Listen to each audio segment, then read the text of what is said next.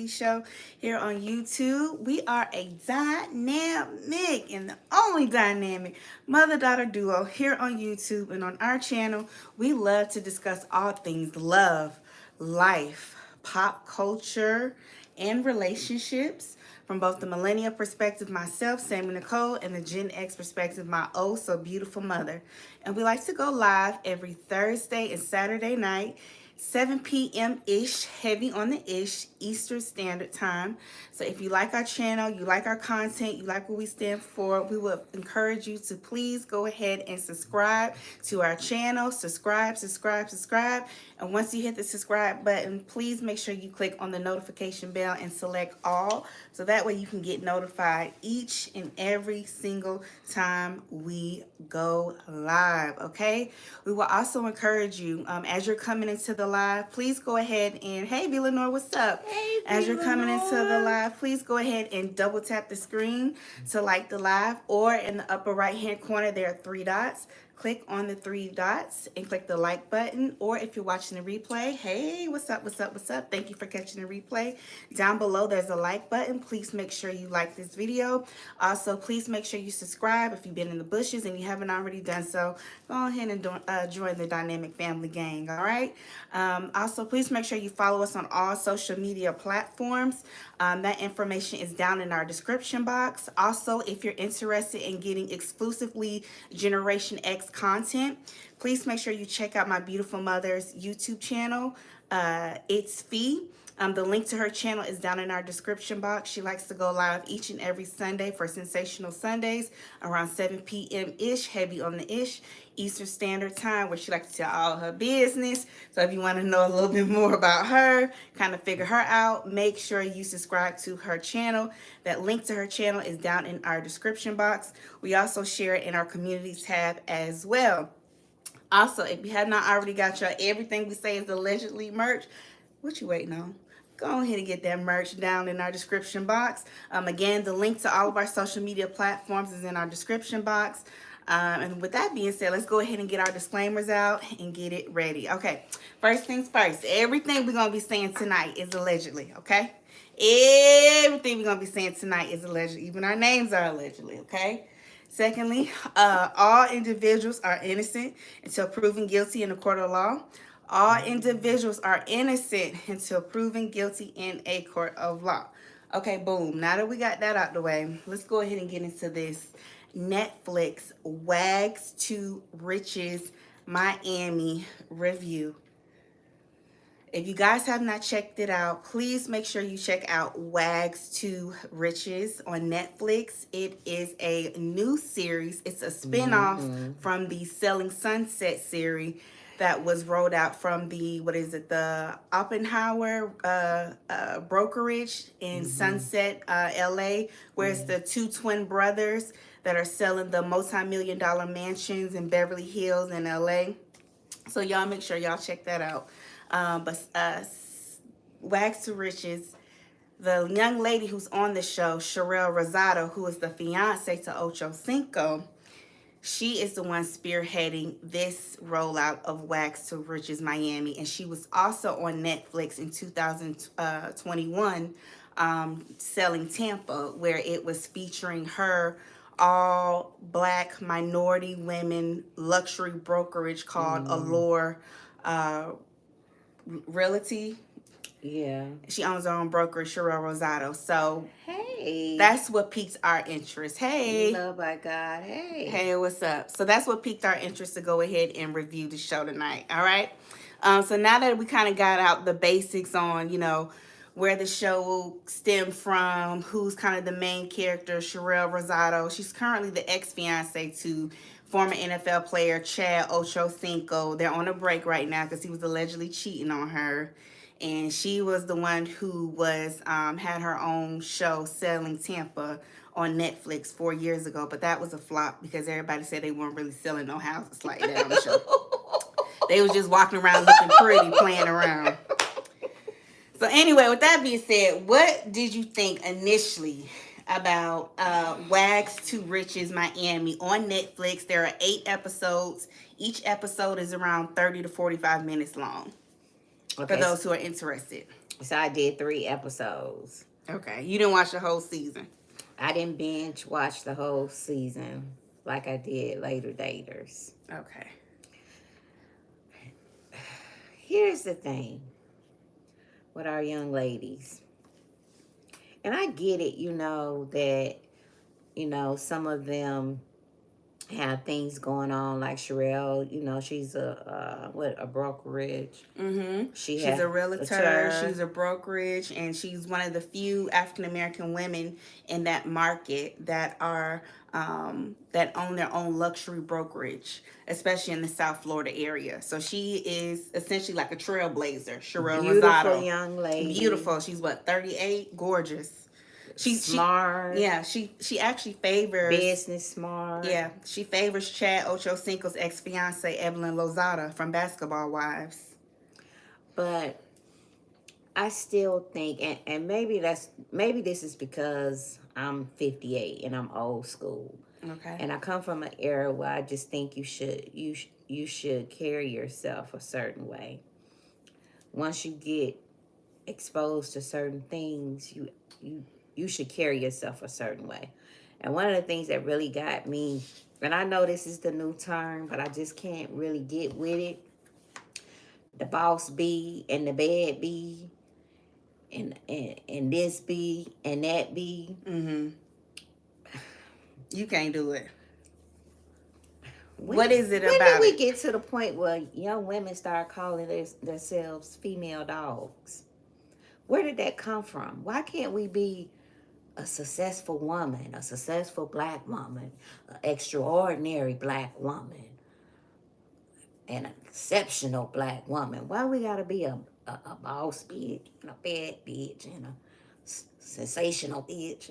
Where did all that come Wait, from? sensational bitch? Who said sensational bitch? Well, y'all know how y'all just put it all with the adjectives all with the bitch. Anything goes with the bitch. Bad bitch, smart bitch, ambitious bitch. Yes. One of the girls, successful bitch. Yeah, one of the girls got a brand called Bad Bitch, Good Mom. Yeah. Yes. So to answer your question, I think the whole term bitch is us taking the power back as women. What was once a derogatory word or slur used to demean women. We are now taking it back and we're saying, you know what? It's okay to be a B word. It's okay to be a female dog. Well, they're not looking at it as in being a female dog. They're just looking at it like I'm empowered, I'm fearless, I'm confident, I'm going after what I want, and I'm taking onus of the word.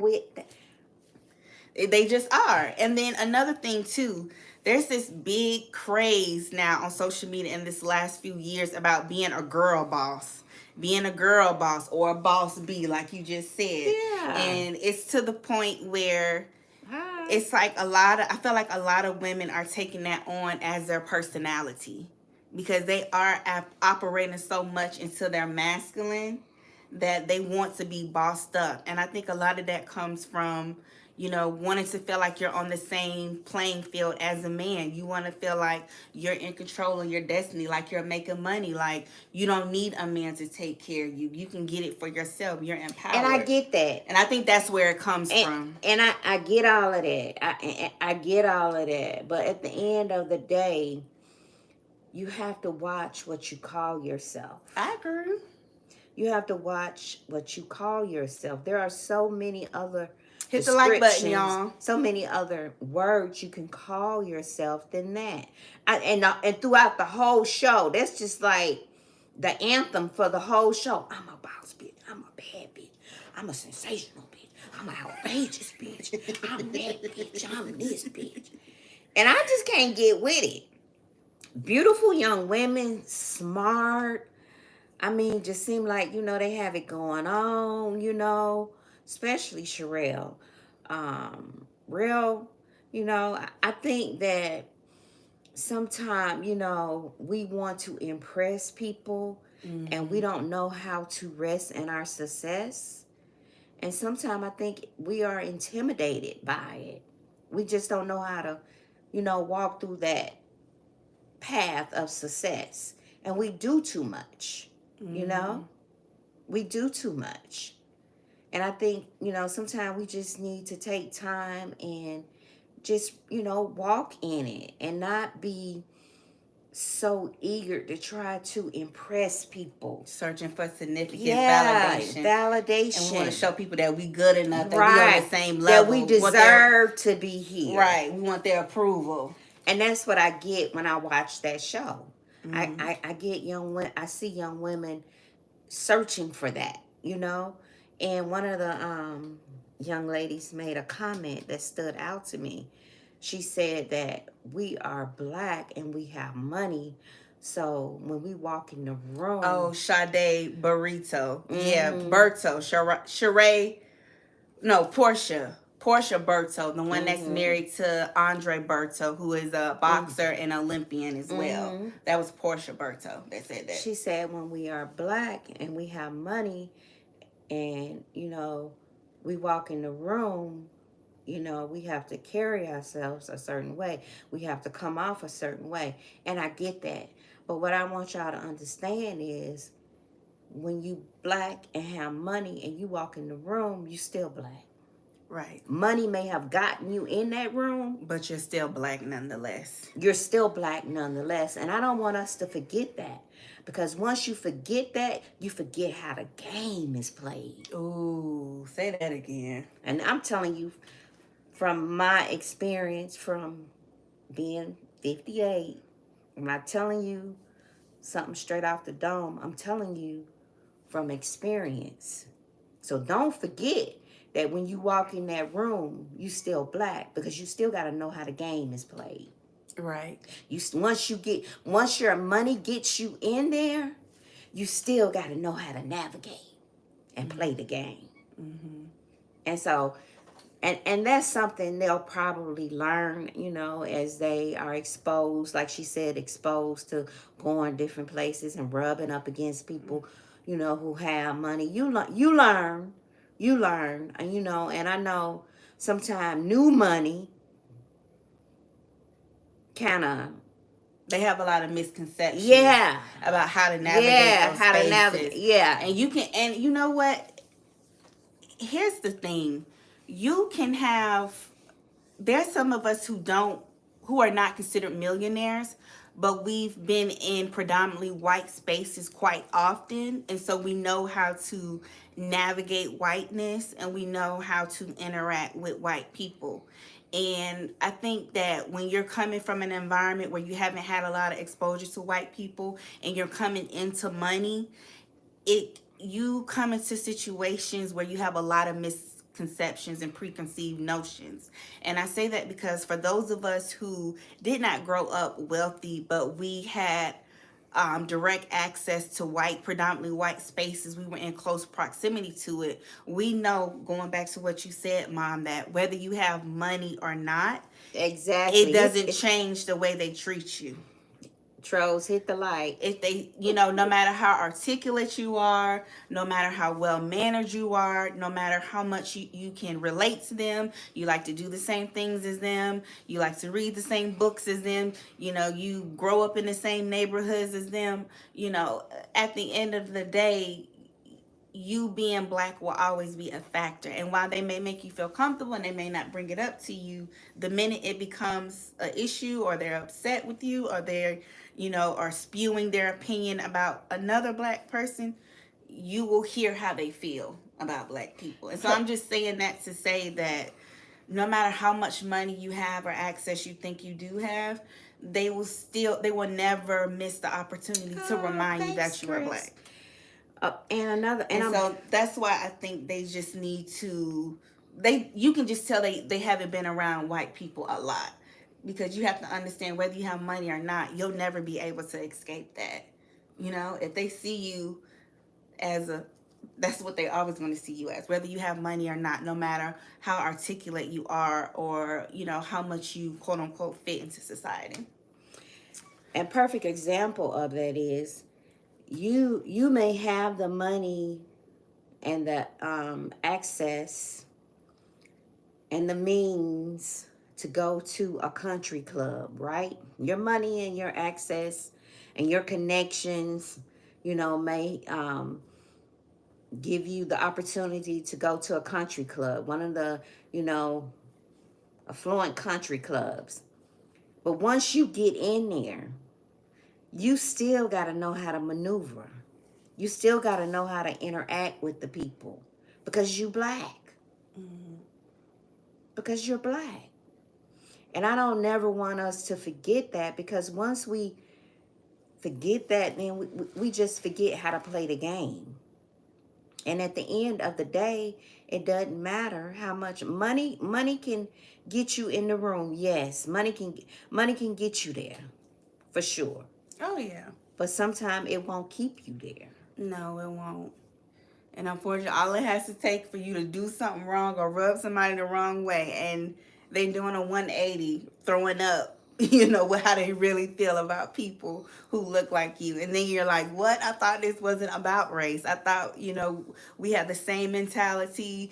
We're on the same even playing field, and that wasn't even going to be an issue. But unfortunately, that's not always the case. So that's why we're saying that. Let me see. Chris, thank you for the $5. Chris said women are raised to go forward. Y'all know Chris, he hit us with the comments. Paid comments. Women are raised to go forward in life, not backwards, and was raised to achieve success in life. All right, Chris. That's right, Chris. Thank you, Chris. and women need to act successful, and I don't think those women. I think they're successful, but okay. So going through all the episodes. Okay, so I really enjoy. That was the only part that I really kind of turned me off, was the bad bitch, this bitch, that bitch. Okay, so I got past that. And once Queen Lily. Hey, Queen Lily. Once I got past that, I was like, oh, okay. So nobody is supporting a cause. Nobody is not, donating to a cause. Only one person. They had one charity event. Who had the charity? It was Ashley. Sharelle, Rosado, and what's her name? Ashley. What's her name? Ashley Phillips, I think. Ashley Phillips was married to they were in the army. They were in the military. Ashley Wheeler. Yeah, she's married to Philip Wheeler, the retired former NFL player. So Ashley had a charity to help homeless veterans. That was later on down in the episode. You didn't watch the full season. I didn't watch the full season. So you missed that. But they had, just to fill you in, they had a charity event at Alexander Wayne, and a percentage of the proceeds that they spent at Alexander Wayne went to homeless veterans, because Sharelle and Ashley Wheeler were veterans. They were in the military. Okay. Yeah. Okay, because that was the next thing. I was like, okay, so we got all this money and all these successful women. Come on, y'all. When are we gonna get back? Let's get back.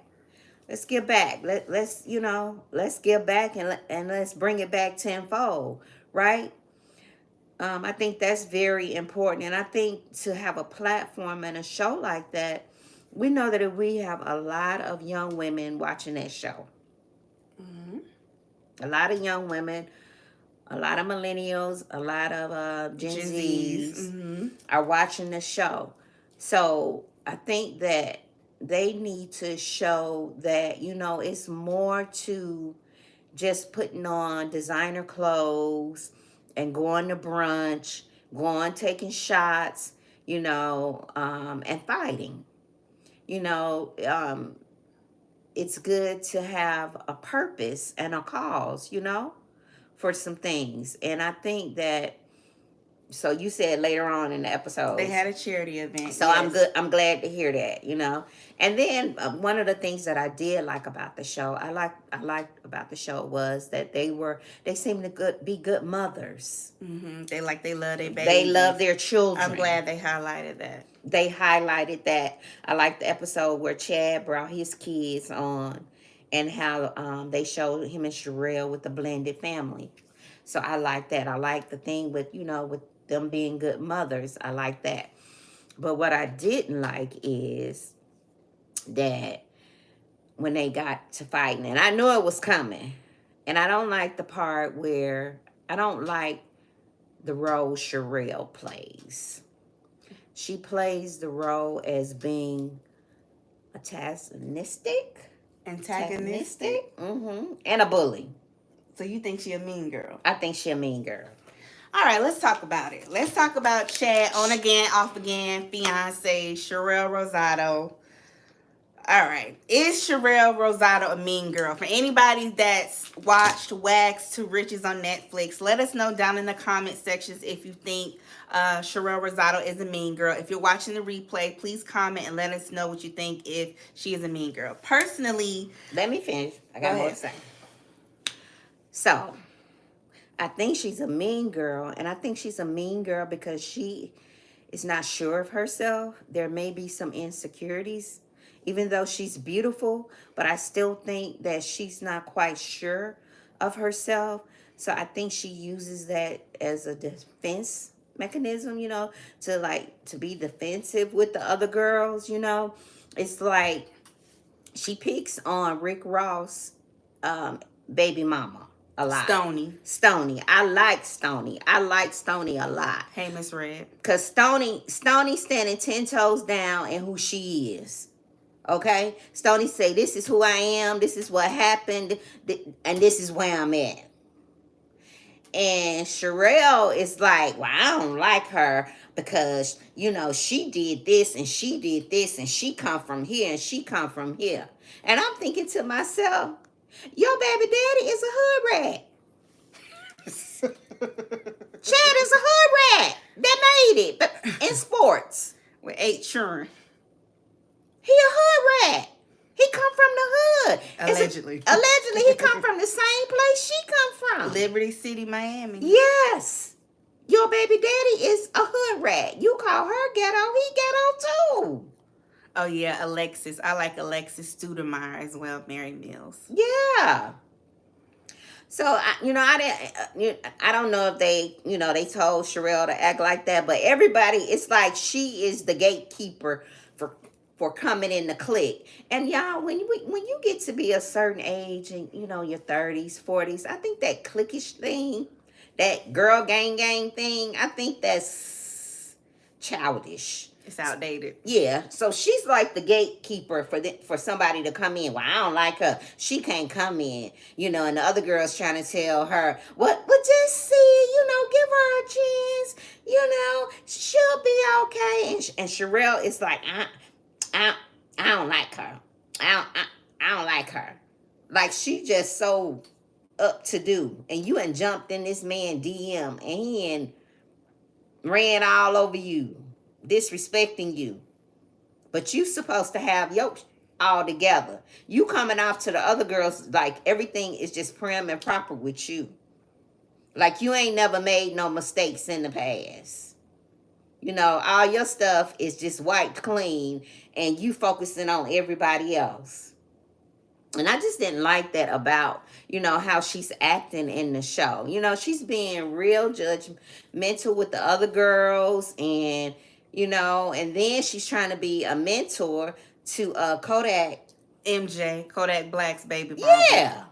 And she just was in the blogs today for causing a fight at her baby girl's birthday party. So she fighting again. Again, because Kodak Black showed up to the birthday party with his fourth baby mama. And they was dressed up like they was kings and queens in the royal court. And Kodak walked in with their daughter that they share. And so why she didn't fight Kodak? I don't know. But that's who she need to be fighting. She got to fighting at her own baby girl birthday party. Soon as daddy came in with their child, he came in with his other baby mama and it triggered her. So they got her. She felt like Kodak was rubbing his new relationship in her face with her baby. So they got her on the show. She's supposed to have her real estate license. And she's supposed to be a rapper, right? Mm-hmm. But the little girl is messed up in the head. And she messed up in the head because her mama is a pimp. Her mama was a pimp. Her mama was a pimp. And her mama told her, I don't care if you date a man from Home Depot. A lawyer, a doctor, a postman, they all cheat and you just stay there. So that's why she taking whatever she get from Kodak Black. Y'all, can you imagine? Thank you. Thanks for gifting the memberships. Allie Marie, Miss Mad About Music, You Got Me, Gap Girl, Sonia B, and Dr. Charles, excuse me, were gifted a membership. Thank you. We appreciate We it. appreciate it. So you got this young lady on here. What is she? 23? Yeah, 22, 23. Yeah, she's young. A rapper. She seems like an intelligent young lady. You know, she has a real estate license, I guess. Very ambitious. Very ambitious. You know, I guess Sharelle is like her mentor. And she's one of the realtors in the brokerage for Sharelle. Yeah, so Sharelle is trying to help her, but she needs more than Sharelle's help. She needs some therapy. She said she don't think she need it. Remember, Sharelle sat her down and Right. said maybe you should go to therapy. She said I don't think I need it. Because her mom and dad were in the streets and her grandma raised her up until 7th grade. Until 7th grade. Died. So this young lady, she needs some therapy. You can tell that something is not right. And I don't think Sharelle is going to be able to help her. And Sharelle knows she's not going to be able to help her. Because the young lady she has so much anger. And that's why she keeps fighting and fighting. And the attorneys can only get you off so much. I don't care how much money you have. They can only do so much, right? After a while. Right? So at some point, she's going to end up doing time, unfortunately, I hate to say it, and be away from her babies. Yeah, well, she got a 2-year-old and a 1-year-old. She has small kids. Yeah. Yeah. So you got her. You know, and then another part that I like about the show, it seems like the men in their lives support them. You know, it seems like the men, I think one of them is divorced, the oldest one. I think she's 41. What's her name? Stony. No, the one with the braids. Stony is the oldest one. Alexis Studemeyer was married to former NBA player. Okay. Amir Studemeyer, and they divorced. And she's dating. I like her too. I like the way she carried herself. And she pretty much said, I'm not finna be out here fighting. I got too much to lose and too much on the line to be out here fighting. But there was a fight in the third episode. And it was and I totally agree with them. It was the Caucasian young lady. Yes, Jules. Who was a marketing personnel for Kanye's brand Yeezy, and then Kanye fired her publicly, and there was some big controversy around that. But yes, Jules. Yes. So Jules is, they call her a culture vulture or something like that. Mm-hmm. Because, you know, she's with the culture when it's convenient for her. When she's able to exploit and make money off of black culture. And we know a lot of Caucasian women like that. But black men give them the green light to do that, who associate with them. I mean, look at Kanye. Kanye is one of the black men who gave Jules the green light to feel like she could come into predominantly black spaces and throw her weight around and say and do anything. And, you know, Jules has had a lot of controversy around her, not just because she got publicly fired from being a marketing personnel with Kanye's Yeezus brand, but also she posted a shirt on social media that said, N-words ain't ish. And she was like, can I wear this shirt?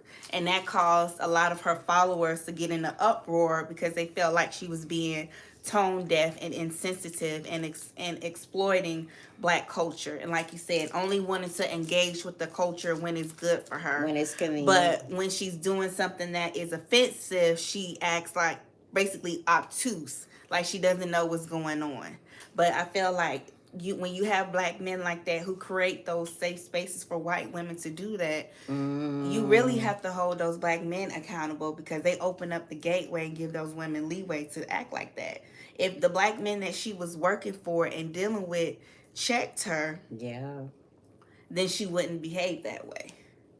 Well, she upset. So I'm personally, as a black woman, I'm not about to get upset and do all those mental gymnastics.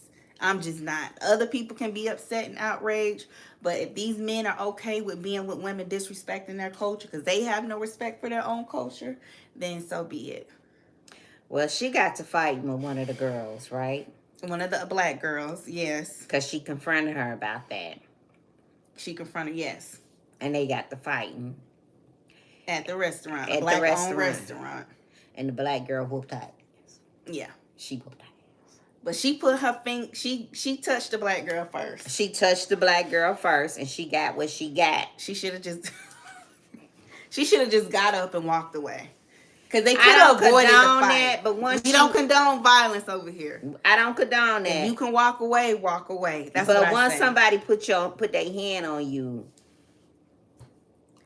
All right, gangster. All right, let me talk now. You didn't talk for 30 minutes straight. All right, so do I think Sharelle Rosado is a mean girl? You know, and Glorious Love said a comment earlier that stood out to me. She said, Sharelle Rosado is a former military girl, so she may be a little tough and rough around the edges. And to that point, Glorious Love, Sharelle talked about during the season how she dealt with a lot of, sexism and discrimination during her time in the military, and how she felt like she had to work, twice as hard as her male counterparts in order to prove herself and show that she was competent. So I think that's where, speaking to your point, Mom, where the insecurity comes from. You know, when you're coming from an environment, like the military, and we appreciate everybody who served in the military, but I mean, thank you for your service. It doesn't fall on deaf ears that some individuals do share their experience about the racism and sexism that they deal with being in the service. And so I think that she has internalized that, and she may have PTSD from, the things that she's had to go through while in service. And she has shared that she has struggled with PTSD. And that's also where her fear of being dependent on a man comes from. Yeah. From being in the service and feeling like she had to stand on her own and prove herself as a woman. And her growing up, in poverty, watching her mom struggle to take care of her and her siblings. So I think that's maybe why she presents herself the way that she does. And why she's getting this mean girl rap. But I also think too, y'all, I think that Sharelle Rosado has on her producer hat. And I think that she is intentionally leaning into that mean girl role to get us talking about the show. And kudos to you, Sharelle Rosado, because what are we doing right now? We are talking about the show. I think she's pulling a Dr. Heavenly. Y'all know how, like, on Dr. Heavenly, on Married to Medicine, she'll say that she'll literally go into certain scenes and say something that she know is going to be controversial or triggering to another cast member, because she knows it's going to improve the scene and make it better and really get the drama and the BS started. And she said that she does it because it keeps people talking about the show. And she feels like that's why they have the best show on Bravo. So I think that's what Sharelle Rosado is doing. I think that's another reason why she's playing this mean girl / the villain role, because she wants the show to do well, and she wants to get picked up for season 2. Y'all remember she did her first Netflix show was Selling Tampa, where it was centered around her and her luxury brokerage. She had her own group of realtors that were under her selling luxury real estate in the Tampa area back in 2021. That only got one season. Okay, we never heard about Selling Tampa again. They got one season. They were one and done.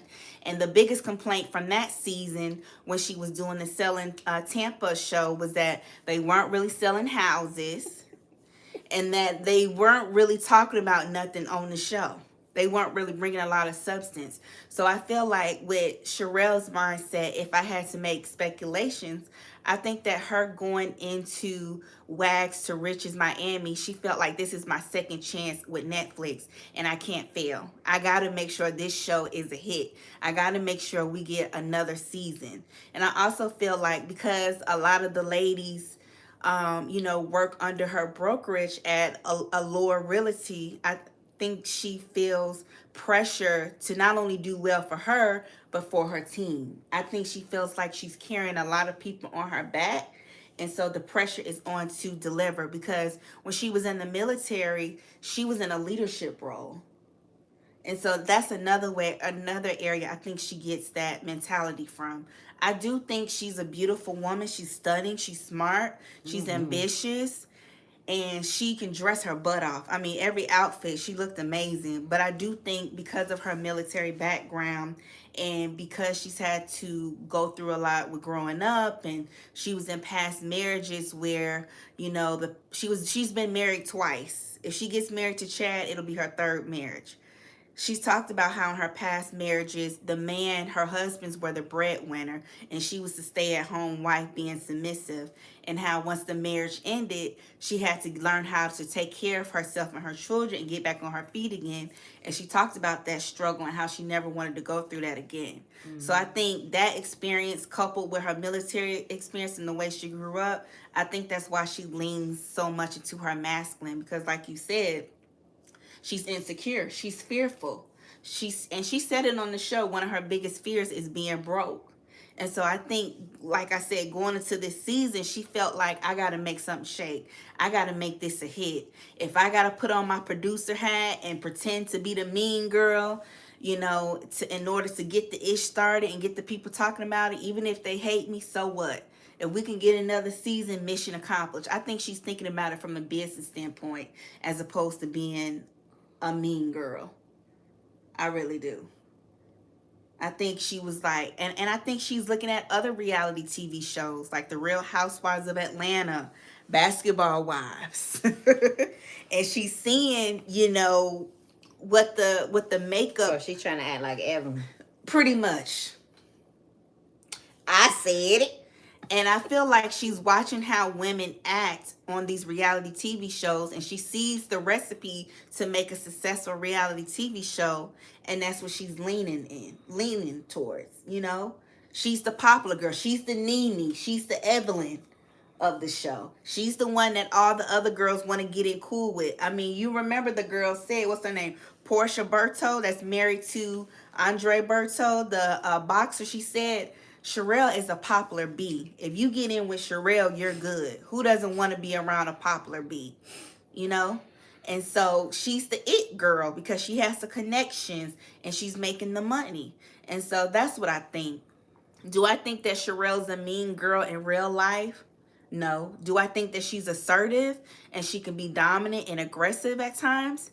Yes. But I think that's because, like you said, she feel like she has to prove herself in business. She's in an industry that is oftentimes led by men.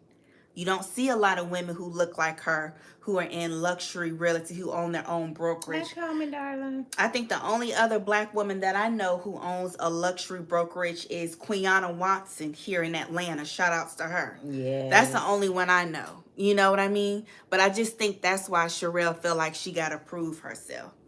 You know? Yeah, Toya says, so she's the Shani O'Neal. Yes, Toya. Yes. She's got her producer hat on, and she's playing a role. And I think to me, it just makes sense in her mind. Let me just play the mean girl role. I'm the one that's most widely known. Not to say that Ashley Wheeler is not known, because Ashley has been on Wags before, like 7-10 years ago. That's a tall, skinny one that looked like Sierra, the gorgeous one. Alexis Studemeyer, she's been on reality TV shows. She was married to former NBA player Amir Studemeyer.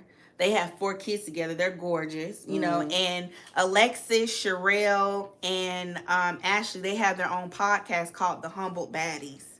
So I think they looked at this situation like, we finna hit a lick. We finna make this parlay. So if we need to pretend to be mean girls and be clicked up and stuff like that to make the show pop, let's do it. So that's what I think. I think she got her producer hat on. I don't think she's so much a mean girl. I just think she's a businesswoman and she's about her money. To me, she comes off as logic over emotions. She's thinking about the bigger picture. While we whining and complaining and being in our emotions about being mean, Charelle is thinking about the checks that she's going to cash. You know, she's focused on the capitalism of it all. She's not worried about who feelings hurt. And if she is, she probably like, girl, this just a show. Just go along with it. We'll be cool. Just act. And so that's what I think she's doing. I think she's pretended to be the mean girl. She mean, and it's just giving her the opportunity to be even meaner. Now, what you say may be true, but we know 2 things can be the same. 2 things can be true at once, yes. But I just think she's putting on her producer hat, and that's why she And acting she like may that. be, but I do. But I think that, Now, do I think that was especially with that younger one that told her, "You not finna little girl me." Sade? She don't like Sade.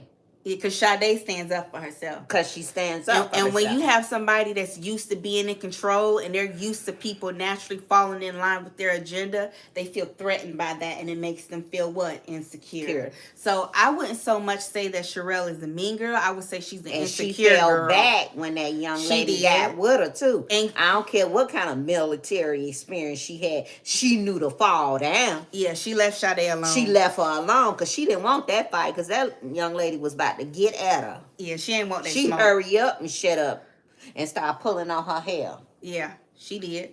She did. Yeah. And going back to Stony or Lastonia, that's her government name, but we'll call her Stony.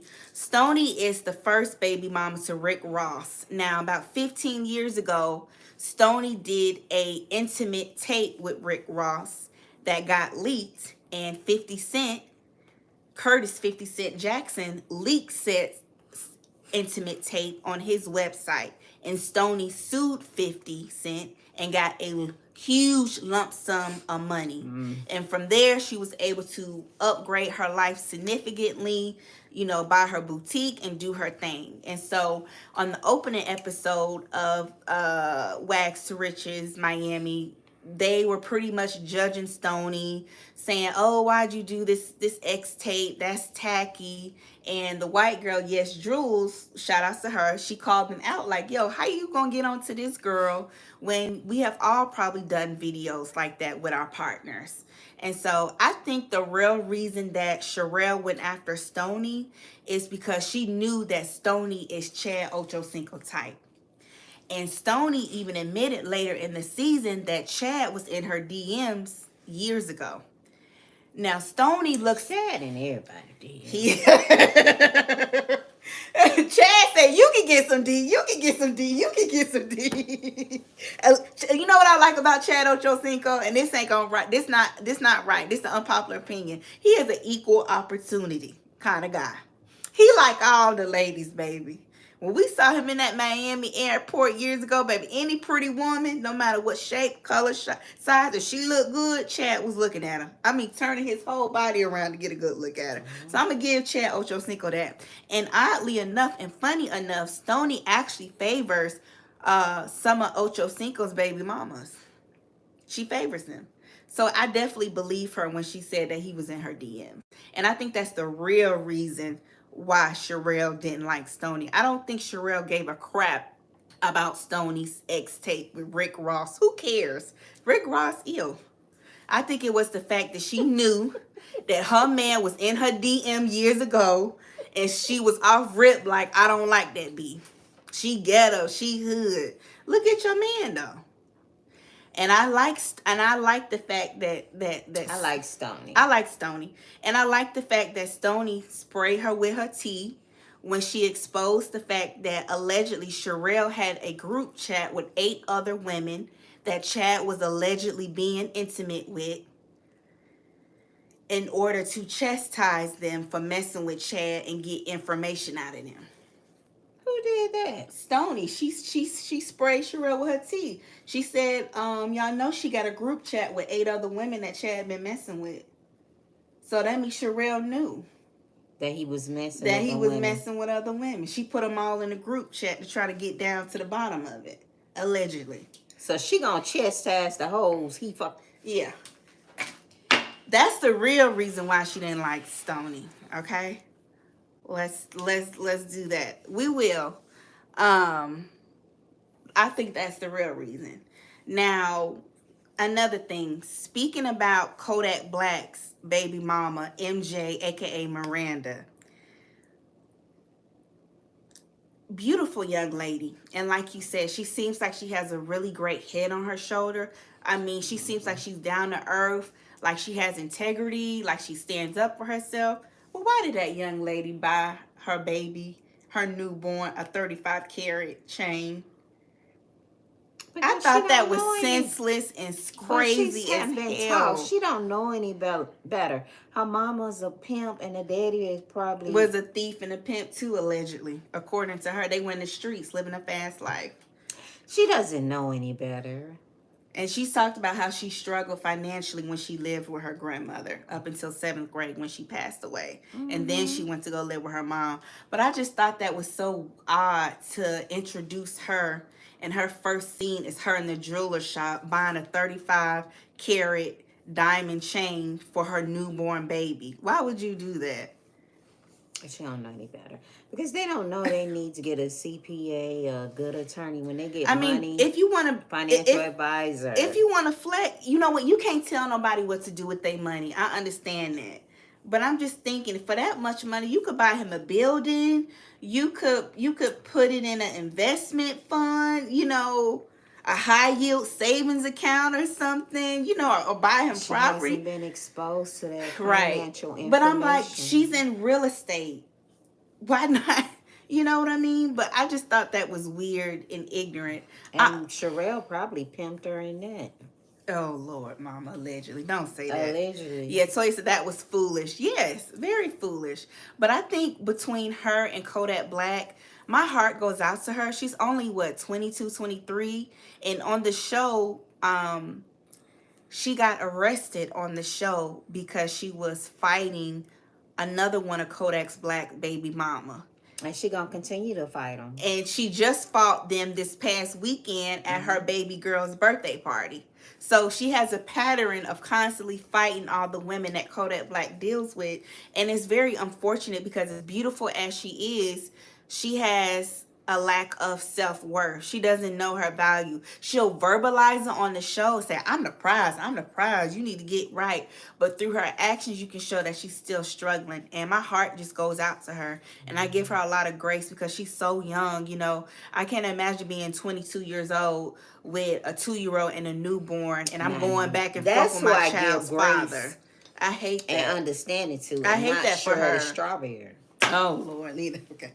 I hate that for her. You know, she really thought that her and Kodak Black were going to be a family and live life together. And Kodak Black is, you know, allegedly dealing with his own substance abuse and out and about with different women and having kids and living the life of a popular rapper. And he has no time for that. But what really made me have grace and kind of broke my heart for MJ is when she sat down with her mom at lunch, and when her mom told her, you know, it doesn't matter what type of man you're with, whether he's a rapper, a doctor, a lawyer, they all cheat, and you have to decide as a woman what you're going to put up with and what you're not going to put up with. And the look on MJ's face, it was just like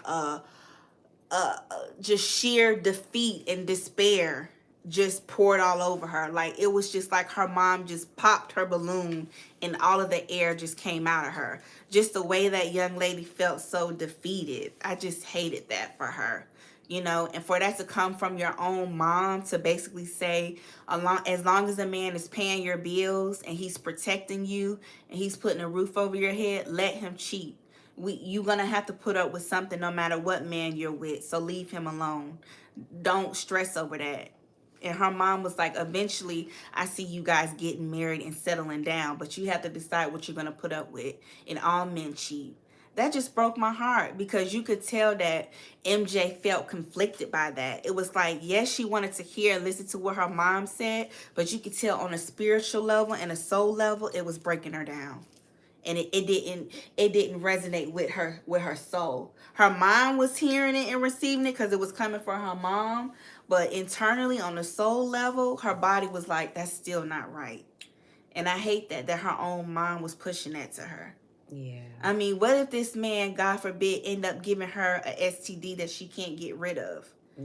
You know what I mean? Because he's having kids with multiple women, so he's not using contraceptives. And you say that to your 22-year-old daughter who just had a baby, you know she's dealing with postpartum, and she talked about that on the show. I just thought that was devastating, but that is something that a lot of women are taught by their moms, by their grandmothers, their aunts, that if a man is protecting you and providing for you and giving you a safe home, just shut up and deal with the infidelities. So what if your pH balance is going to be put at risk? So what if you have anxiety and you about to have a nervous breakdown because you so depressed and you overwhelmed and you stressed out? Just deal with it. I just thought that was a devastating thing to tell your daughter. And to me, it kind of felt like her mama is pimping her with Kodak Black, like telling her to be with this guy She because he's is. taking care of her and she's able to get exposure and access to a certain lifestyle. She is. I feel like her mom is pimping her. Mm-hmm. I do. I do. I'm just going to say it. Right. Yeah. Why would you tell your child that and you know it's bothering her? She walking around depressed and sad. She just gave birth to a baby. Why would you do that? Mm-hmm. I just think that's awful to do as a mother, to say that to your daughter. And I just couldn't get with that. She's pimping her. Yeah, the mom is a pimp. I just couldn't get with that. It was so sad. That scene was terrible. That broke my heart. That made me sad. Mm-hmm. Another scene, Hey. another scene that broke my heart was Keita and Tyreek Hill. Now Tyreek Hill is a wide receiver. I think he plays for the Miami Dolphins, if I'm not mistaken. And he was in the news earlier last year because he had 3 women pregnant at the same time. And so his wife, Keita, is pregnant with his 10th child. But he had 3 pregnant at the same time in 2024. And they had broke up. But she said they was on a break. It was a break, baby, like Gabrielle Union and Dwayne Ray. They had a break, baby. So they introduced their storyline. Keita, another beautiful, educated young lady. She works in technology. Her man is Tyreek Hill. He's a very popular wide receiver, currently playing in the NFL. And they were currently pregnant with their 10th child. His 10th child, her first child, because he had 9 other babies. Mm-hmm. But she said she loved him. She don't want to be with nobody else. She's sticking by her man, period. Their relationship was sad too, because there was a scene that she filmed with her mother, where her mother was saying, you know, I'm praying for you guys. When you guys go through things, I'm praying for you guys. I'm praying for him. You know, you guys stay together. You guys love each other. And you know, y'all do y'all thing. So that's the second mama on the show that's encouraging her daughter to stay with a man that is unfaithful and putting her daughter's health at risk. And Sharelle gave her advice on how to navigate through all the baby mamas. Yeah, because Sharelle said she get along with all of Chad's baby mamas. I thought that part was tacky. I think that, I know it's real life and it's their reality, but they could have left that off the show. I feel like the only person who really had that wags lifestyle was Ashley Wheeler. Ashley Wheeler is the tall, pretty model. She looked like Sierra. She married to the nice-looking man with the dreads. I feel like she was the only one that's really living the wags lifestyle. I mean, her husband has been retired for a few years now from the NFL, and you know, their home looks like a museum. I don't know if they're renting it or if they own it outright, but it's beautiful. And I really appreciated the fact that in the scenes that Ashley, what's her name? Yeah, Ashley Wheeler filmed with her husband, you could tell, Philip Wheeler is her husband. You could tell that Philip is really into Ashley and he really loves her. I mean, he literally couldn't keep his hands off of her. Mm-hmm. And that's the part of WAGs that I wanted to see more of.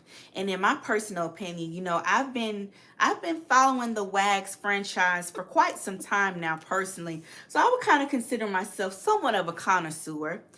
I personally think the best WAGs franchise to date was WAGs Atlanta. You remember Telly Swift and Deontay Wilder and the other girls on there? That was the best season of WAGs. WAGs Atlanta was the best season. WAGs is wives and girlfriends of sports athletes and stars.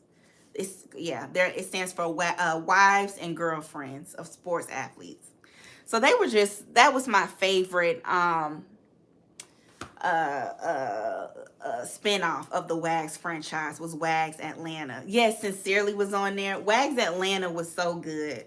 It was so good. It was. But I just feel like Ashley Wheeler was the only one that's really living that Wags lifestyle where you like, okay, her man is fine, her man is paid, and her man is into her, and her man ain't out here embarrassing her. He said he a housewife. That's the one that said he a housewife. That's you talking about the Birdo. Okay, Birdo. Yeah. But I just wanted to see more of people like Ashley Wheeler on Wags. Yes, Queen Lily. Sincerely from Wags Atlanta, she was allegedly messing with Portia's baby daddy, Dennis. Yeah, and it was talked about them. Yes. Ooh.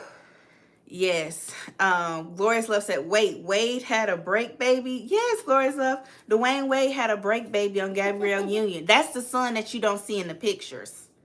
Mm-hmm. Mm-hmm. That's the son you don't see in their family pictures. I don't think Gabrielle said, hell no, he can't be in our family pictures. Never. I don't even know if the baby do. The baby is a little bit older than the little girl. Mm-hmm. Yep, he got a son. Toya said, where the big mamas at? Because these mamas don't have a lick of wisdom. They don't know. That's another part I did not like about Wags. Why would you set your daughter up to stay with a ninja that got 8, 10, 50, 11 kids out there and putting her pH balance and her health at risk and stressing her out? Why would you condone that? I would never want to pimp my baby girl. Too. Her freedom too. It's not worth it.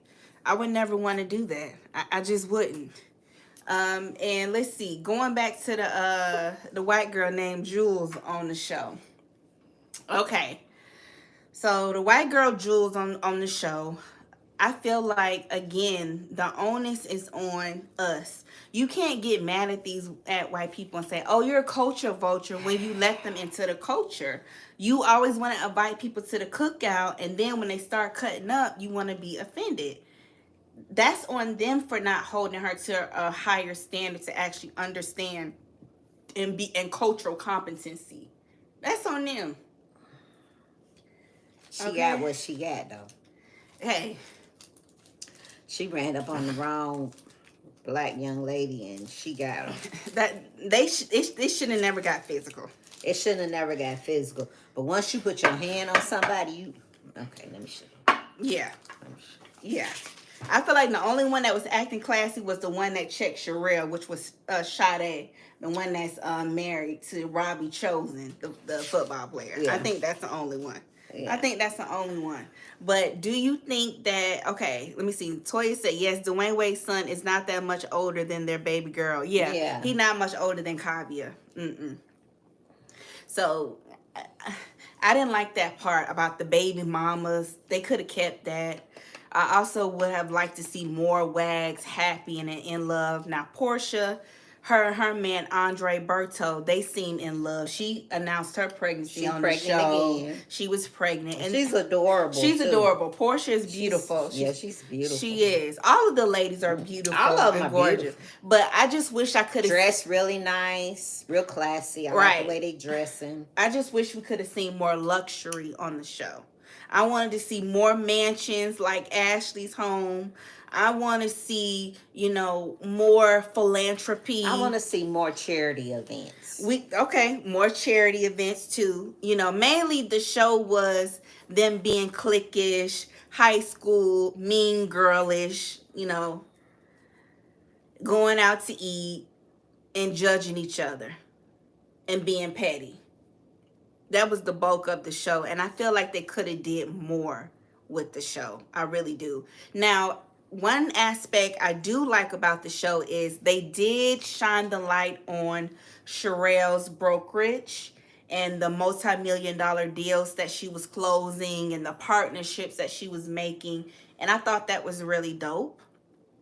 I wish we could have seen more of the ladies, that were under her brokerage, showing houses and closing deals. Because in the very beginning of the first episode, they kept pushing how we're a new type of wag. We just don't sit at home all day and spend these men money. We actually bring stuff to the table. We actually work. We actually do this. And that's a flex. I didn't see no working going on. The only person I really saw working was Sharelle. I didn't see nobody else. I didn't see nobody going to work either. The only people I saw going to work was Sharelle and Stony. The girl that has the cannabis. Alexis Studemeyer. But she didn't show her in the cannabis shop. Yeah. She's gonna make a lot of money. Black people in cannabis, that's huge because we're underrepresented. Business. Yeah, we're underrepresented, so that's awesome. Yeah. But I'm just saying, I wish we could have seen Alexis Studemeyer at the cannabis shop. I wish we could have seen Sade working on her swimsuit line. You know what I mean? We got to see Stony in her boutique with all the AliExpress clothes she can't sell, and that was whatever. But I just be AliExpress. Why can't it be Temu? I just wish we could have seen more. She said her friends won't support her. Stony say the friends won't buy no clothes. They won't support her. So if y'all in Miami, y'all go by Stony shopping by. And do they really sell clothes out of those boutiques? Some do. Some do. Some do. But I just wish we could have seen more of the ladies in their own personal element instead of watching them fight all the time. Yeah, we've had enough of reality. We've got Basketball Wives. We got Married to Medicine. We got Real Housewives of Atlanta. I feel like this was a missed opportunity for them to really set the bar and say, look, this is how you really do a reality TV show. And guess what? Drama will always naturally come, especially amongst women. So you don't have to try to manufacture it. And I feel like Charelle was too much in her head and trying to produce the show. And she was trying to intentionally play this villain role in order to, boost the show up. And it, to some degree it's working because we're talking about it. But I just think she was trying too hard. I just do. Hey, Big Cap. What's up? Hey, Big Cap. Call Me Darling said boutiques aren't popping like they used to. Queen Lily said, yes, like Love and Hip Hop ATL. Miss MJ said, we cutting up per usual. You know how we do. Now, let's talk about Chad and Sharelle relationship. You didn't see too much of it on the show. You did what? Did you see a little bit of their relationship? I saw them on the yacht. Okay, but you missed the episode where they sat down with both of their attorneys to talk about their prenup and how Sharelle said she wanted $3 million each year, and how she wanted a $500,000 infidelity clause as a part of their prenup. Because Chad said hell no. Because she know Chad is not finna be faithful. Isn't that sad, y'all? To go into a marriage and it's one thing for you to get in the marriage and then ain't faithful. But you go into a marriage knowing that this man is not going to be faithful to you. You know it up front when you added in your prenup. She said, I want $500K. How are you feeling about yourself? I know this man ain't going to be, I know at some point in my marriage, this man is not going to be faithful. I know it. And Chad said, heck no. He said, if you asking for that, you not ready for marriage. Because he know he ain't going to be faithful. He said, that mean you ain't ready to stick it out and get cheated on. So that mean you ain't ready for marriage. Come on, y'all. We got to do better, man. I hate to see us go out like that. And it turned out, like, at some point, Sharelle is sometimes, she said it herself, that there are some instances where she's clearing bigger checks than Chad. So Chad said, why I got to pay you?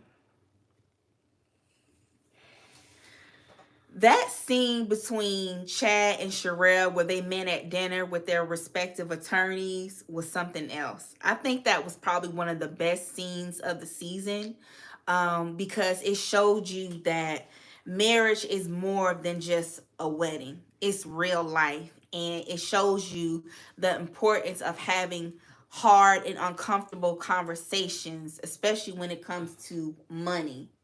And how a lot of times we get into these marriages and we're so focused on the wedding aspect, we don't think about the marriage. And I think I have to give kudos to Sharelle for being smart enough to think from a logical standpoint and say we need to get a prenup, because Sharelle, she said it herself. She was, I know you hate this term, she was a boss bee before she met Chad, but she did give Chad his props and said that when she got with him, And she he was. simply magnified He what she had enhanced. going, enhanced everything she had going on to her life, and took her to another level. But she said she was already established prior to meeting him. She was a successful black woman, but I know I know that word boss make her feel better. Right. Well, I don't know why she can't say, well, I was a successful black woman. You know, I'm a successful black woman. You know, I exceed in this area. I don't know what. Boss bitch, bad bitch, sensational bitch, exceptional bitch, wild bitch, top tier bitch. I mean, come on, y'all. Sexy bitch, man. Sexy bitch. Bad old bitch.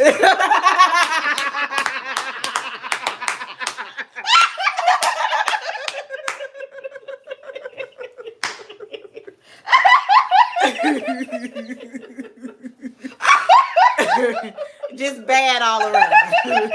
Just some shout outs to all the bad bees out there.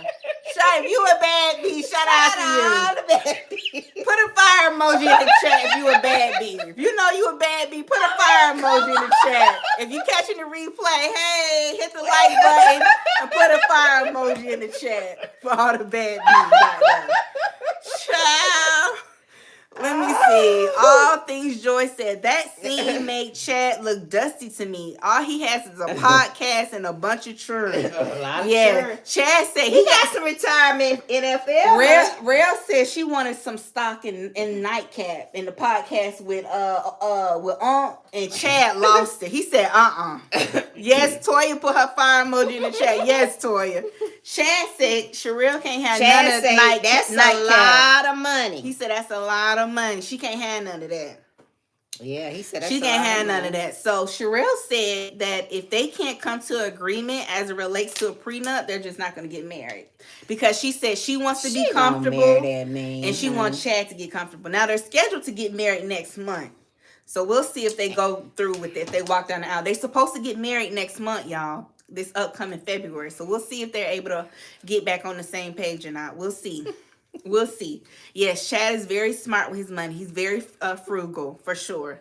But, you know, I just really like that scene because, you know, it shows you the reality of marriage and, you know, really getting down to the business. And I'm not against people getting prenups. No, you know, I'm not against it. If you're a woman that does well for herself and you have something to lose, do what you do.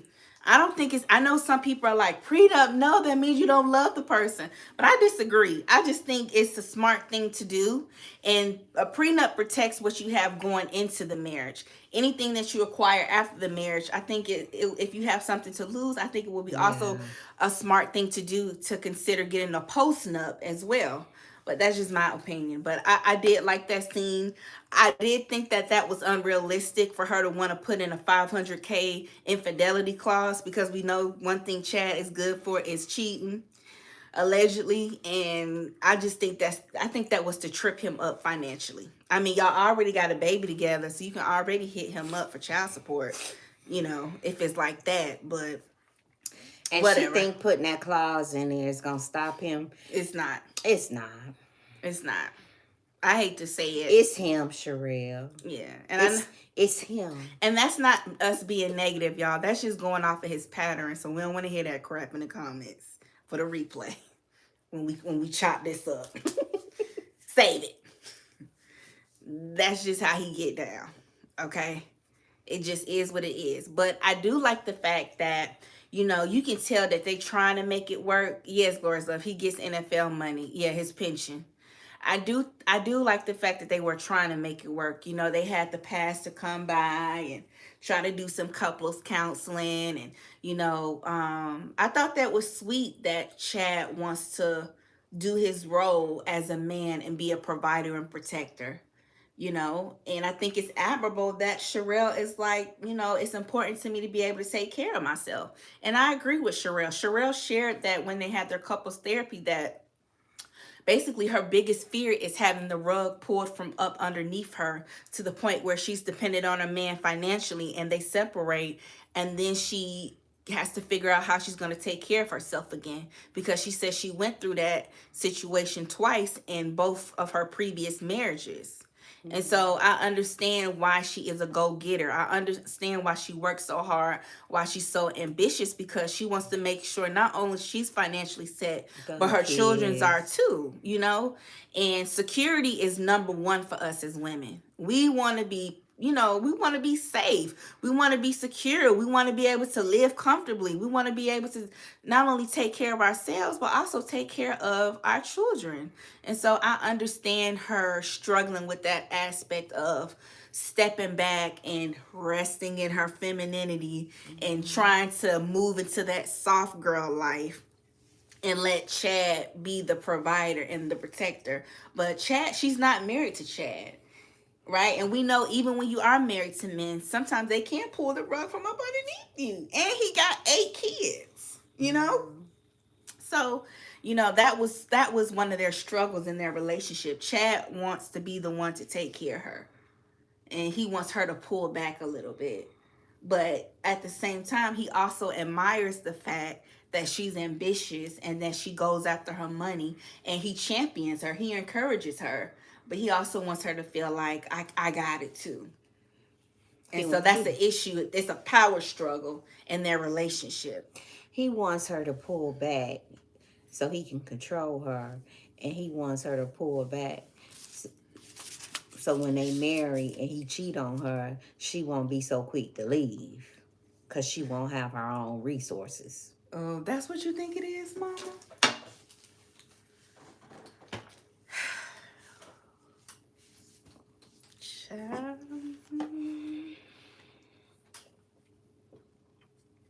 It's a control thing.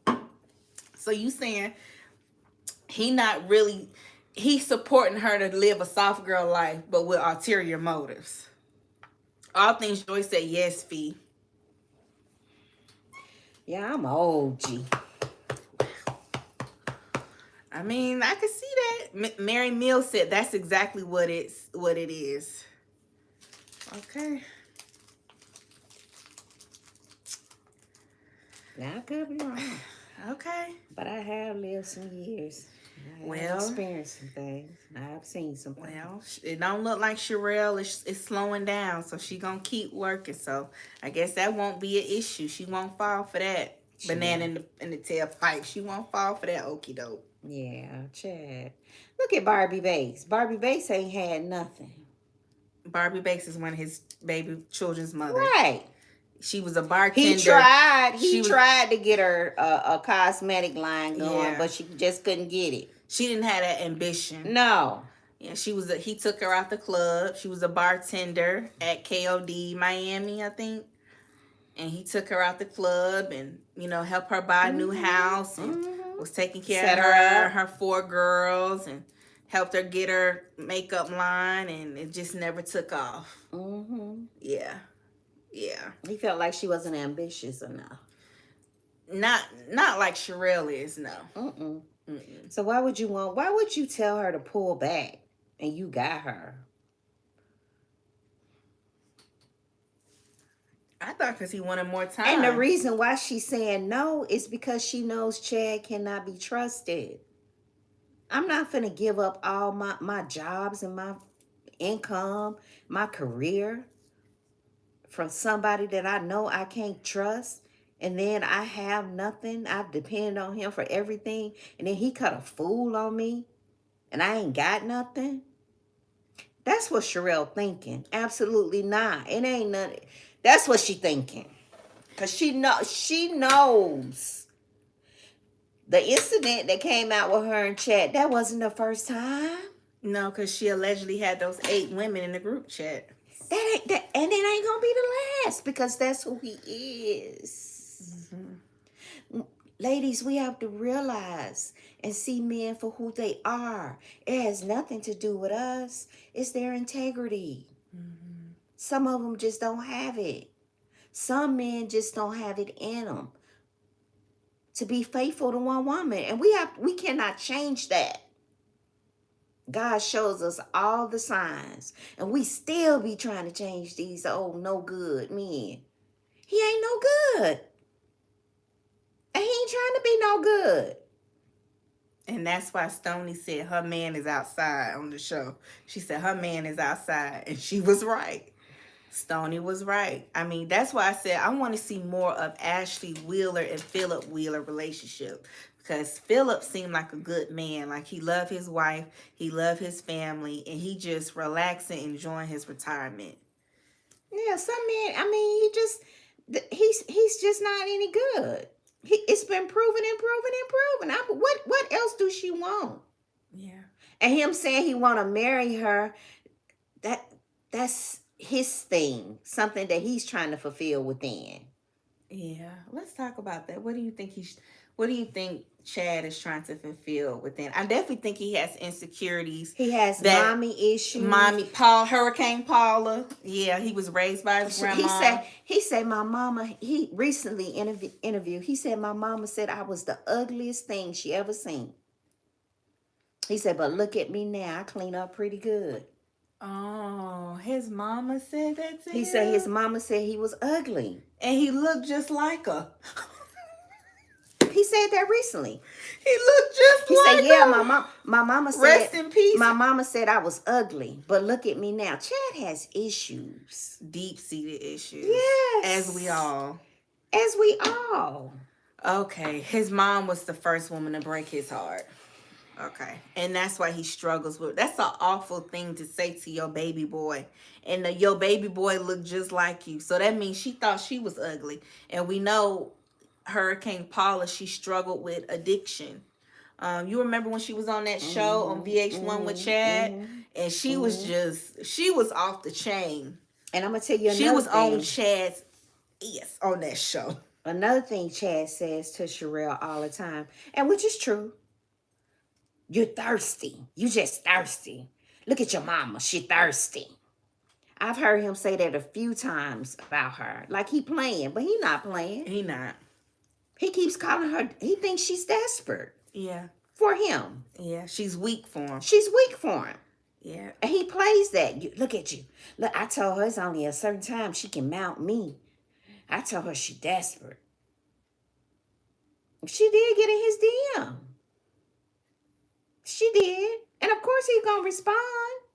She think that he responded to her. Girl, he was responding to everybody. Anybody he found attractive. But you know what Sharelle said in her confessionals on the show? She said that when she was younger, she said that Chad was her favorite NFL player. And she said that she had his jersey and she would turn it into a jersey dress. And she said that was her celebrity crush. And she said if she ever got the opportunity, she would take her shot at him. So I think that's why, you know, that kind of leans to the assumption that maybe she was a thirsty groupie, allegedly. Because she said she didn't have her eye on him since she was a young girl. And she used to walk around wearing his jersey. She would turn into a jersey dress. Now, some people would say, what's wrong with that? You should be a fan of your man. You should be your man's biggest fan. You should support your man. But other people say it's thirsty. And Chad, like you said, Chad is calling her thirsty. He's saying it in a joking way, talking about something. I told her she could only mount me certain times a day because she just don't know when to calm down. She always want to mount me. When you pursue a man more than like she pursued him and chase up behind him, they treat you different. They may like you, but they gonna treat you different. I'm just saying. So her being the pursuer is part of the reason why he cutting up the way he is and why it's backfiring in her face. Well, why the cutting up is even more enhanced. Now he'll cut up her anyway. Regardless. Whether he pursuing or not. Or being pursued. Yes. But he knows she ain't going nowhere.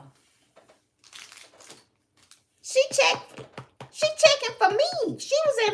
He says it. She was in my DM. Look at your mama. She thirsty. She thirsty. She thirsty.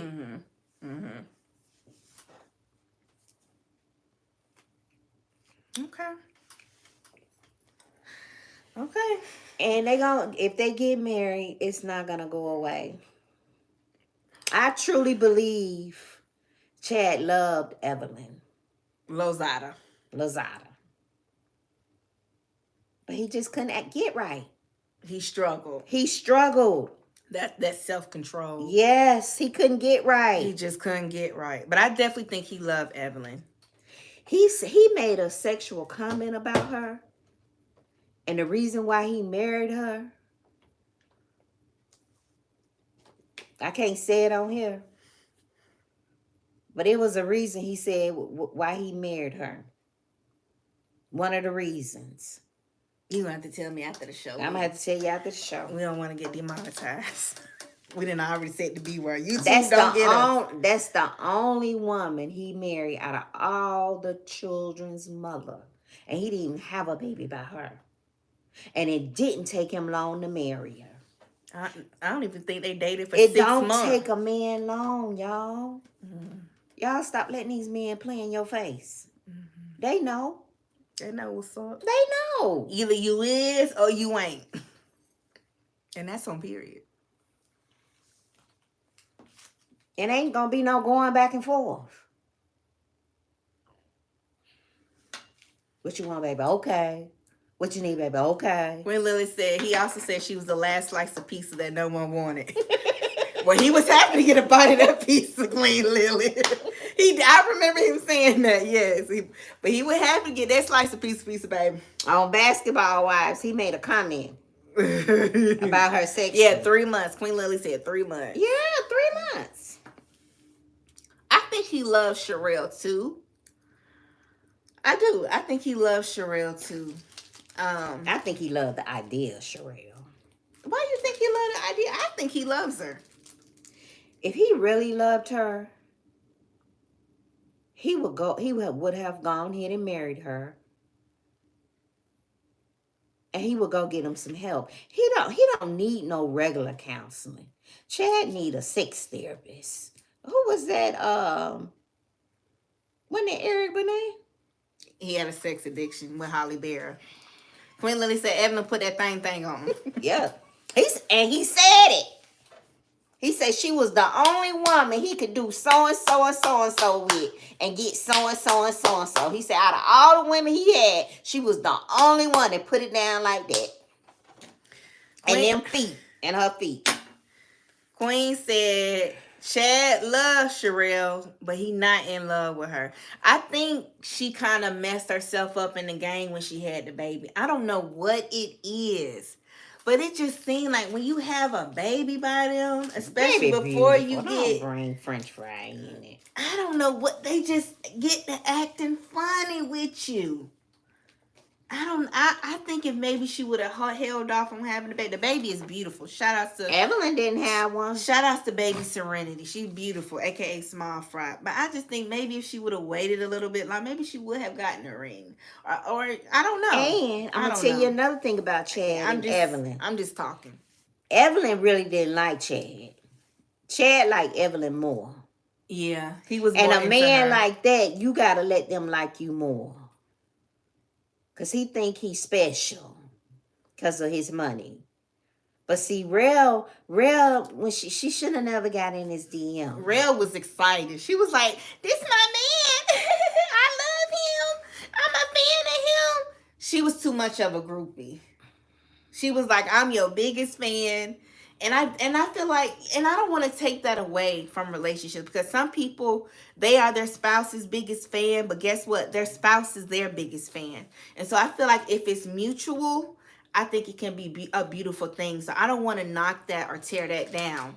But I feel like in this situation, her being like, oh, I used to wear his jersey in high school and he was my celebrity crush and I always wanted him. And so I just decided to slide on his DMs and shoot my shot. It does make her look like the pursuer, and it makes her look thirsty, and it takes her from being the prize. You don't have to, and you don't have to tell everything.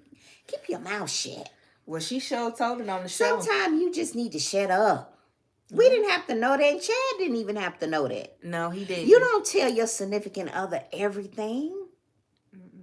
How you feel about them. Because I'm telling you, once you tell them, some of them can't handle it. Now, that's a word. Say that again. That's a word. I'm just telling y'all. Y'all do what you want to do. Miss Felicia just trying to tell you. So, from my experience. She was just a little too hyped up. A little too hyped up with Chad. Yeah, a little too hyped up. Well, we'll see. You know, maybe they'll be able to get it back on track. We'll see. We'll see. But yeah, y'all, those were our thoughts on WAG. I also wanted to talk about the white girl, Yes Jules.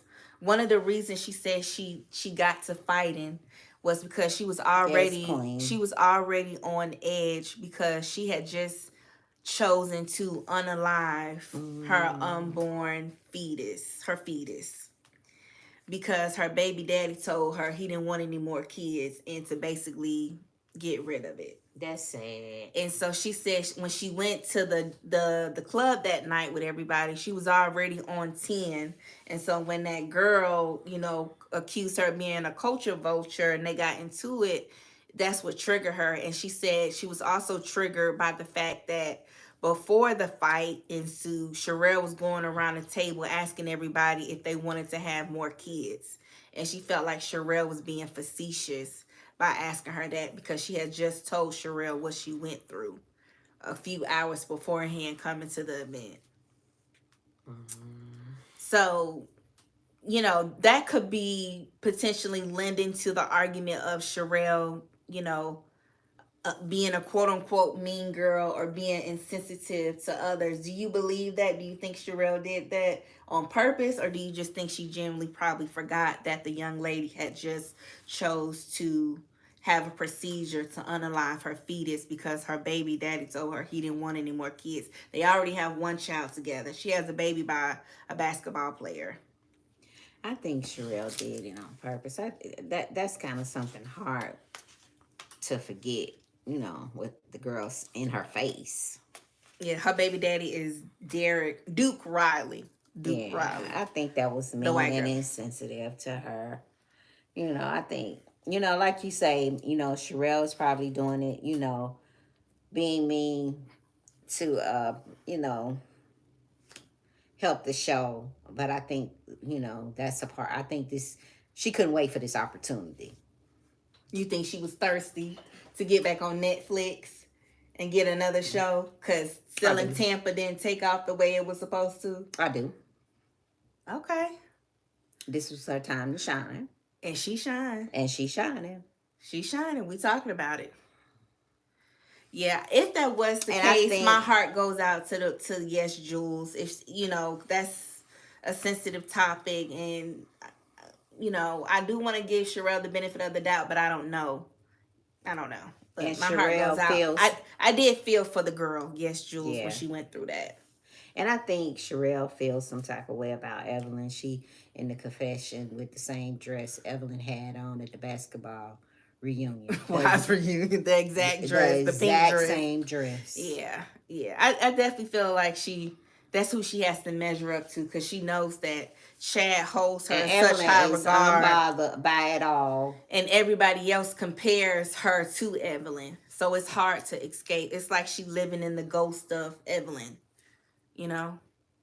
Because that's the only woman Chad married. Yeah. You know? He married her. Yeah. Yeah. Out of everybody.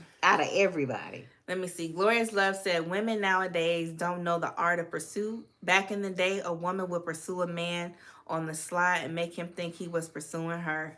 That is. Well, we need the Gen X to teach us young women, because we have definitely lost the art of pursuit as women. And we are now being taught that if you want a man, go after him.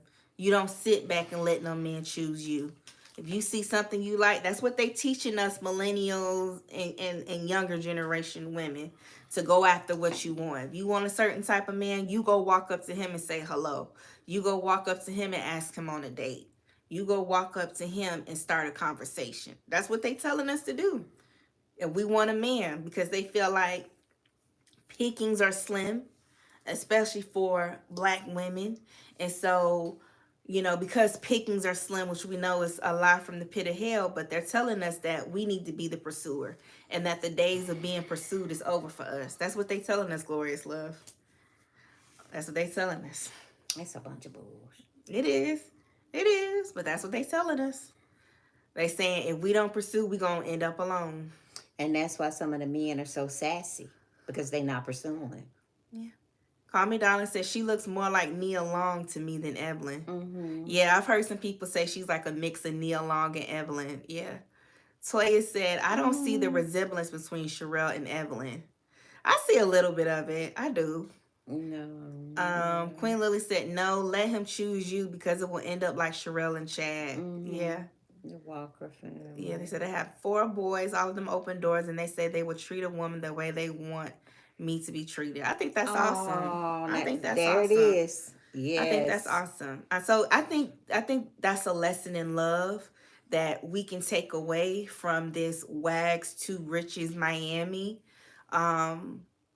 series on Netflix, is that it's important to know your worth and don't be thirsty or anxious for anything in life. Know what you desire. Yeah. And you deserve. And don't settle. That makes me sad to see these beautiful young women dealing with these men that have 8 to 10 children, all because they have money. Ladies, this NFL career and rap career only lasts but so long. You putting your life on the line for a short amount of time, and for some money, your womb, your life is priceless. You can't buy another womb. You can't buy another vagina. You only get one. So don't sacrifice it for a few dollars. It's not worth it. It's not worth it. And if the shoe was on the other foot, if she had 8 kids. Girl, no. By 8 different men. We already know. Do you think No. Chad would be with her? No. Hell no.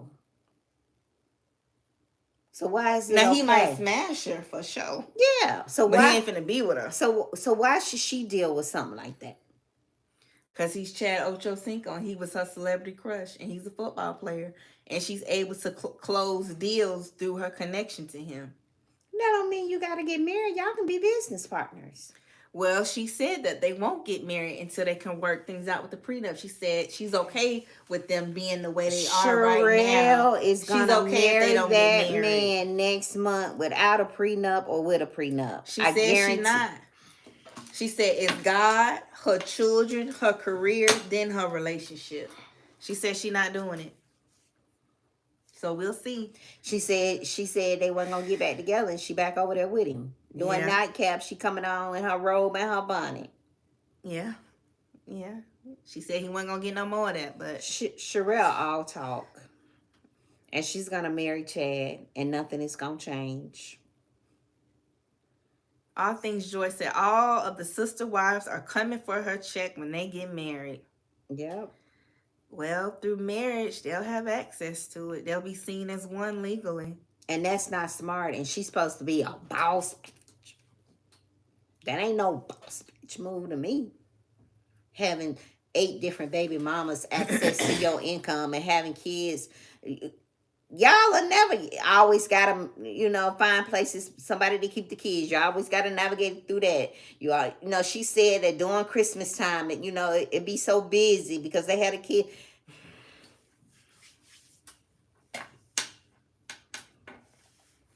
It's a lot. It's a lot. It's a lot. And do you think men sacrifice like that for us? No. Toy said, I don't even think they broke up. Yeah. She was just playing. We called it, though. Yeah, that ain't no boss move. Yeah. A boss move is not man, no. I got so much money, so many assets.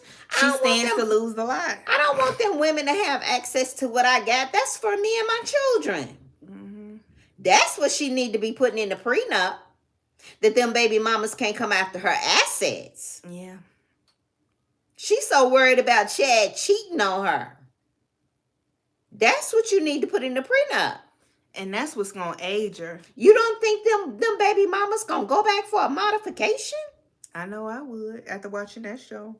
Cause his income and her income together. She already said She clearing 6-7 figure checks. I would take my little tail right on down there and ask for a modification.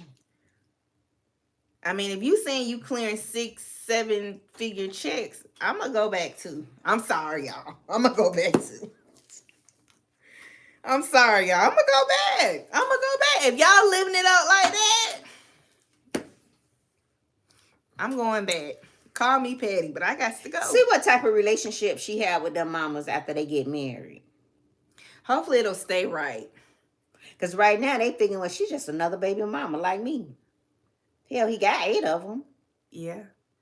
But she seeing her close those multi-million-dollar deals, it might have them thinking differently. Now, she said the baby mamas come to her when they can't get in contact with him, and they reach out to her first. So she not only is she managing her business, but she managing his business now with the baby mamas. How long do you think that's gonna last? As long as they getting their cut. If that money start getting funny, I don't know. That's a very tricky and delicate, That's what sensitive needed situation to be in in the prenup. That she should have added that too. I hope she does. Because that's very sensitive and delicate situation to be in. But I wish them the best, though. I wish them the best. Maybe he'll get it together. They both will get it together. Maybe they will. Yeah. I wish them the best. Yeah, but I think she's insecure more than anything. I do. And I think she carries a lot of weight of others. And I think that she just wants to be successful. You know, she wants to show that as a Black woman, look, you can make it from humble beginnings. And she said that on the show. And still be successful and still inspire people and still bring people up. And I respect that about her. I do. I love that for her. I want to give her flowers for that. I respect that about her. But I think she's doing what a lot of us do as Black women, where we feel like we have to be the savior and carry people, you know, and try to put them on and help them. Because she said, you know, some of my ages, I got them out the strip club and taught them how to be a realtor, trying to, you know, put them on to something bigger and better. So she feel like she helping people and putting them on in a bigger and better situation. You know, like she the trailblazer. Like she the Harriet Tubman of these stripper girls and wag girls. To finally put some money in their pocket so they don't have to lean on their dudes so much. I don't know.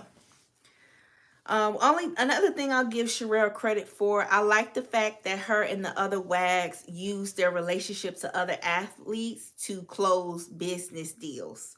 A lot of those white businessmen, they are excited to work with Sharelle because of Chad and the connections that he has in the NFL, as well as the other wives and their husbands' connections to the NFL, NBA, and other sports athletes.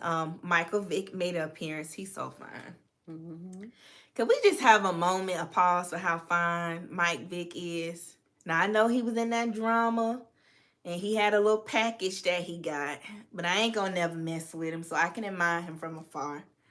And the roof. We ain't gonna talk about that. But Michael Vick is aging very, very well. He made an appearance on the show, so. Let me see what else y'all saying. Call Me Darling said they never broke up. She needed the drama before Wags aired. It did exactly what it was supposed to do. Okay, that's a good point. That would lean me back to my point about her having her producer hat on, and part of the reason why she's acting like a mean girl and being cliquish, because she know it's good for ratings and TV. So I definitely think, you know, that makes a lot of sense. Call Me Darling. That makes a lot of sense. Glorious Love said, child, it's just the way you do it, because we used to walk up to men all up in their faces laughing and kiki and pursuing them, but let them think they were pursuing us. Okay, teach us the game, Glorious Love. Teach us. Teach us. Teach us, young girls. Toya said she popped up on Nightcat wearing a MK moo. She was too comfortable. Yeah. Yes. Let me see. I think Toya sent us that clip. You sent the clip. Yeah, she sent this to us. Queen Lily said, Chad and Jamal are alike in many ways. Both women can be better off without them. I think Carriana gonna cut Jamal if he cut up. Carriana ain't playing with Jamal. I'm praying that Jamal do the right thing and honor his marriage. Because Carriana look like she'll break out fighting. The way she read Giselle and talking about what she say, age, mean girls, happy girls age better. Mm-hmm. The way she came for Giselle Bryant's neck was diabolical. The nice nasty shade Carriana threw, because Giselle Bryant said that she went on her level. She couldn't compare to her. Giselle said she's not on my level. Giselle, she's not on my level. Leave Carriana alone. Yeah, you might want to leave her alone. Leave Carriana Bryant. Jamal Bryant, new wife. Her name is Dr. Carrie, but her real name is Carriana. I'm going to call her Carriana. Mama named her Carriana. I'm going to call her Carriana. Leave Carriana alone, Giselle. Oh, she's been with him for a while, Queen Lily. Okay, she said Carrie and Jamal have been together a lot longer than you all know. She's not leaving. Okay, I can see that. I can see that. Toya said yes. Well, he was with Giselle. Okay, well, let me stop. That was for her storyline. They wasn't together. Remember when Monique exposed that? Oh, okay. Yeah. I think that might... Queen Lily, when Monique exposed Jamal on that one season of Real Housewives of Potomac with the binder, was Dr. Carrie the one that Jamal was messing around with? Queen Lily, do you know? Let us know. Allegedly. Toya said yes. Michael Vick, yes, he is so fine, baby.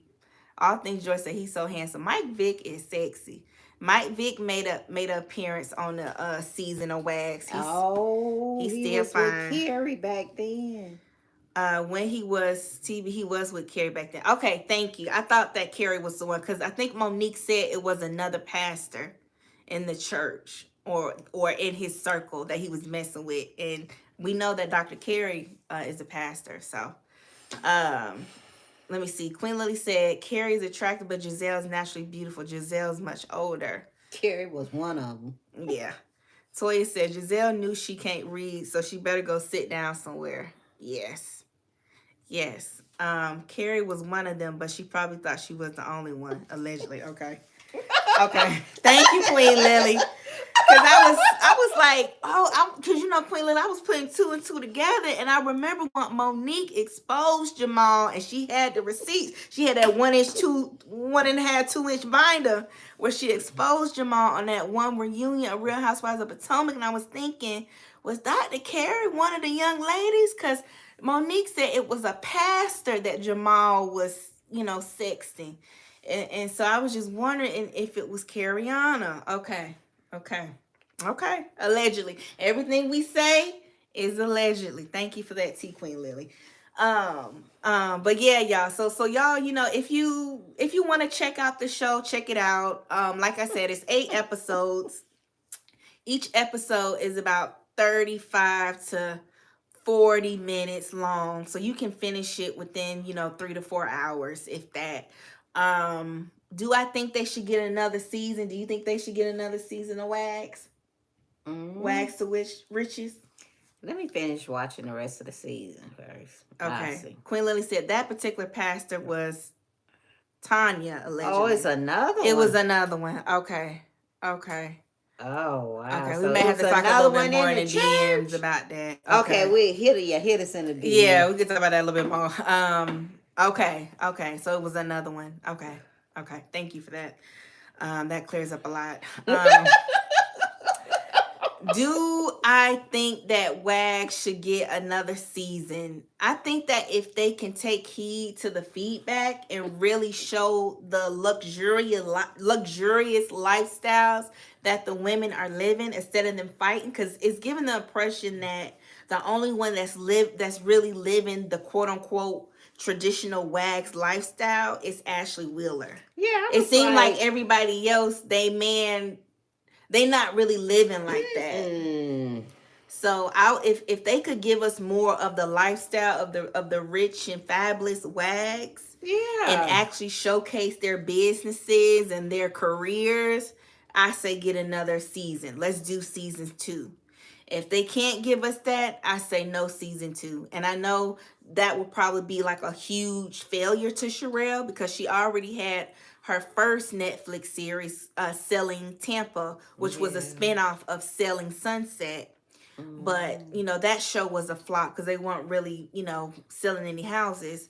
So I would say, if they could improve it and come back bigger and stronger for season 2, then I'd be okay with it.